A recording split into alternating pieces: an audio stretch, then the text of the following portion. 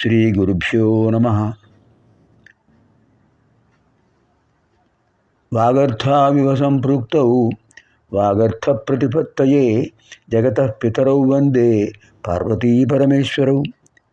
శృతిస్మృతిపురాణానాం ఆలయం కరుణాలయం నమామి భగవత్పాదం శంకరం లోకశంకరం. ఇప్పుడు మనం 88వ లహరిలో ప్రవేశిస్తున్నాం. శ్రీకృష్ణాష్టకంలో చతుర్థ శ్లోకం.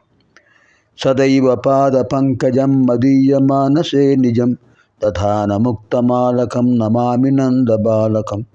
సమస్త దోషశోషణం సమస్తలోకపోషణం సమస్త గోపమానసం నమామి నందలాలసం. ఎంత అద్భుతమైన పదప్రయోగం అండి. అనేక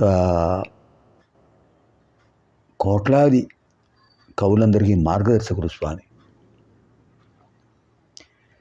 సదైవ పాద పంకజం మదీయమానసే నిజం దధానముక్తమాలకం నమామి నందబాలకం.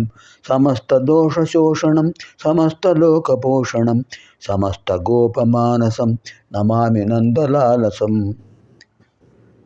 నందలాలసం, నందుడికి లాలసం కలిగించాడు ఆనందాన్ని.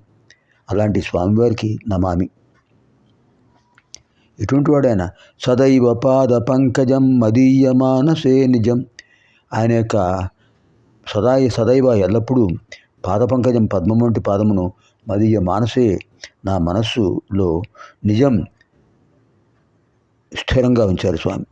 దధానం ముక్తమాలకం, అద్భుతమైన ముక్త అంటే ముత్యారుతో కూడిన మాలను ధరించారు స్వామి. నమామి నందబాలకం, ఆ నందబాలకుడికి నమస్కారం. సమస్త దోష శోషణం, సమస్త దోషాలను తొలగించేస్తారు స్వామి. సమస్త లోక పోషణం, అన్ని లోకాలను పోషిస్తారు.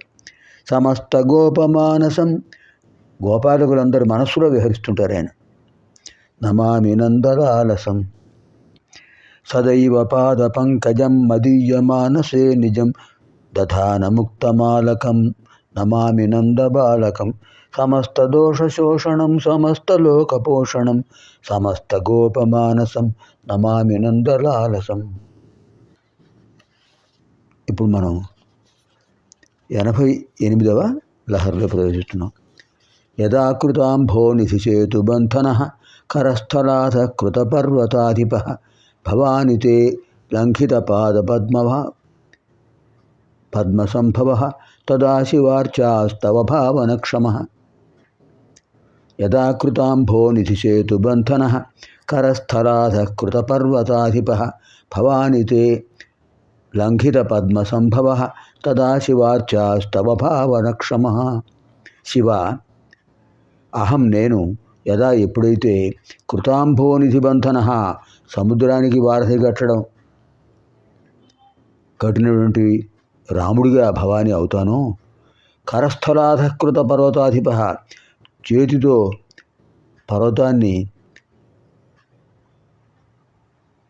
పర్వతాన్ని అధక్కరించినటువంటి అగస్త్యుడిగా భవాని అవుతానో, లంఘిత పద్మసంభవ రావణ బ్రహ్మను అధిగమించినటువంటి హనుమంతుడిని అవుతాను. తదా తే నీ యొక్క అర్చాస్తవ భావన క్షమ, పూజించడం, స్తుతించడం, భావించడం అనే వాటిలో సమర్థుడిగా భవాని అవుతాను. స్వామి శంకర, నేనెప్పుడు సముద్రానికి సేతువు కట్టగల రాముడిని అవుతాను. అవగలనా? కాలేను. అరచేతితో అణచబడినటువంటి పర్వతరాజ్యం కలిగినటువంటి అగస్త్యుని అవుతానా? అగస్త్యుల వారు వింధ్యాద్రిని అరచేతితో దిగమన్నారు. దిగు, నేను వస్తున్నాను. నువ్వు అంత పొడవుగా ఎత్తుగా ఉంటే నేను ఎలా దాటుతాను నిన్ను? నేను దాటాలి కదా, దిగు అనగానే అంత ఎత్తుగా ఉన్న వింధ్యుడు అగస్త్యుల వారి ఆజ్ఞను అతిక్రమించకుండా వెంటనే కిందకి దిగాడు. అడ్డంగా పడిపోయి కాళ్ళకు నమస్కారం చేశాడు. అప్పుడు ఆయన వింధ్యాద్రిని దాటి వెళ్ళాడు. అలాంటి అగస్త్యుని అవుతానా నేను? ఇంకా అతిక్రమించబడిన బ్రహ్మశక్తి గురైన రావణుడు తానా అంటే రావణ బ్రహ్మను తన యొక్క విశేషమైన శక్తితో అధక్కరించేశాడు ఆంజనేయ స్వామి. అలాంటి వాడిని అవగలనా? అంచేత వాళ్ళందరూ కూడా మహాభక్తులు. శ్రీరాముడు కానీ, అగస్త్యుల వారు కానీ, ఆంజనేయ స్వామి వారు కానీ నిరంతరం నేను సేవిస్తుంటారు. అంచేత గొప్పవాడయ్యారు. నేను వాళ్ళ వంట వాళ్ళు అవుతానా? అంతటి వాడిని అవుతానా? అంచేత నేను సమర్థుడిని కాను. నాకు తగిన భక్తి నాకుంది, అంతకంటే నేనేమగలను? అటువంటి ఆ అర్చన, స్తుతి, భావన ఎప్పుడు కలుగుతుంది స్వామి? నాకు ఎప్పుడు ఇస్తారు మీరు?